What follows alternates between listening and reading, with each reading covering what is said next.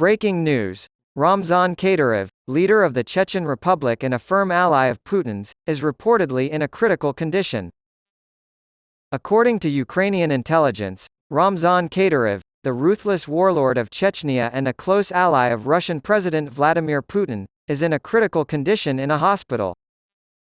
Information suggests that war criminal Kadyrov is in a critical condition, according to Andriy Yusov, a representative of Ukraine's military intelligence branch, who spoke on Friday to the Ukrainian outlet Obozrevitel.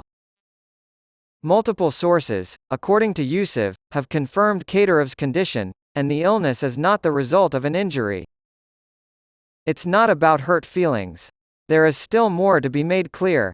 He's been sick for a long time, and his issues are widespread. But he has been in serious condition for the past few days, he added. For months, rumors have circulated that the warlord has been in poor health due to kidney problems brought on by his drug addiction. Some have even speculated that he may have been poisoned. It has been reported that Ramzan Kadyrov is in serious condition by Ukrainian military officials. AP Kadyrov, who has been in power in the Chechen Republic since 2007, is a vocal supporter of Russia's 2014 annexation of the Crimean Peninsula from Ukraine and has supported Putin's all-out invasion of the country since it began last year, calling it a big jihad. He has even advocated for Russia to use nuclear weapons against Ukraine, albeit ones with a low yield. The Daily Beast calls him Putin's attack dog, and he has also been called Putin's soldier, due to his unwavering support for the Russian president. In the ongoing conflict in Ukraine, Kadyrov holds the rank of colonel general. During the bloody Battle of Bakhmut in July, he sent some of his Chechen troops to fight. The Daily Beast reports that unlike the mercenaries under the late Wagner boss Yevgeny Prigozhin, his troops have signed a contract with the Russian Ministry of Defense.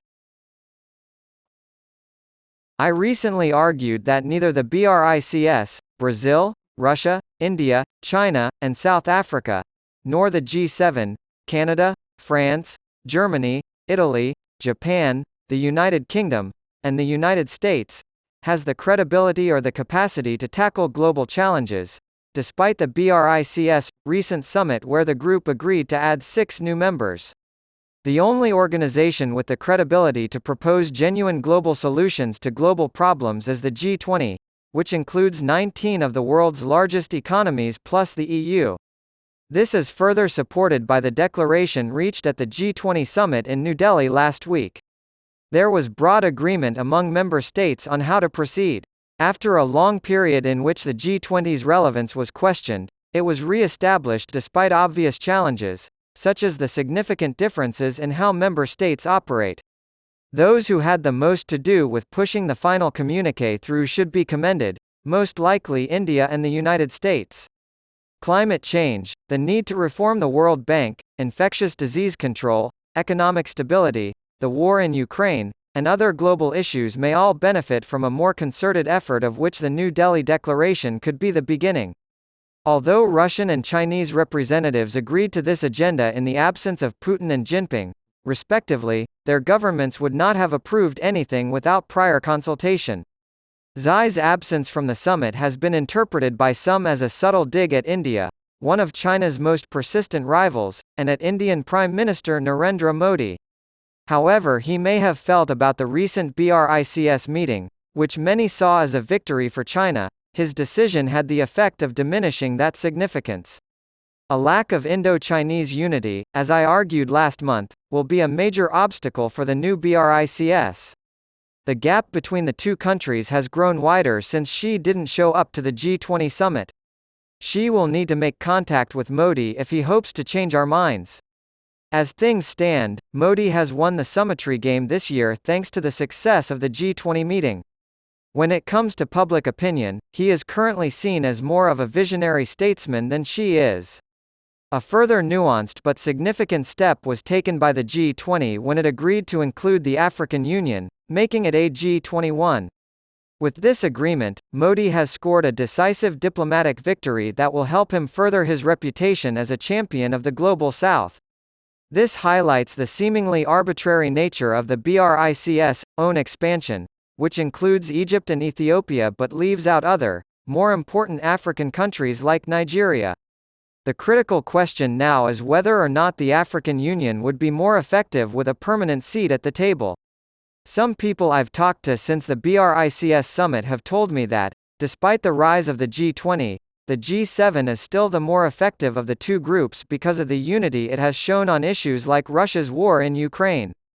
I have to disagree. The language regarding the war in the G20 communiqué was not as strong as Ukraine's leaders would have liked, but it was still strong enough to send a clear message to others who might want to violate internationally recognized borders. This sends Putin the message that some of his so-called BRICS allies will not provide him with even lip service in terms of support. Moreover, the declaration in no way prevents Western nations or individual leaders from expressing stronger condemnation of the war. When it comes to the global economy, climate change, public health, and many other issues, the G20 is the collective voice that truly matters, just as NATO is the voice that matters when it comes to Ukraine. Despite the G7 leaders' best efforts, they are not nearly as influential as they once were in international politics. The major takeaway from the New Delhi summit is that major emerging powers must be involved in addressing major global challenges. The G20's detractors will undoubtedly argue that the group is too large and cumbersome to have any real impact. I could simply restate my original 2001 article in which I introduced the BRIC acronym. I realized that sending a single representative from the Eurozone to international meetings like the G20 would be a more powerful statement than continuing to send representatives from each member state. That made the group more manageable and established an important precedent. A truly functional global governance organization would emerge if other blocs followed suit, including the BRICS. Former UK Treasury Minister and current member of the Pan-European Commission for Health and Sustainable Development, Jim O'Neill was previously chairman of Goldman Sachs Asset Management.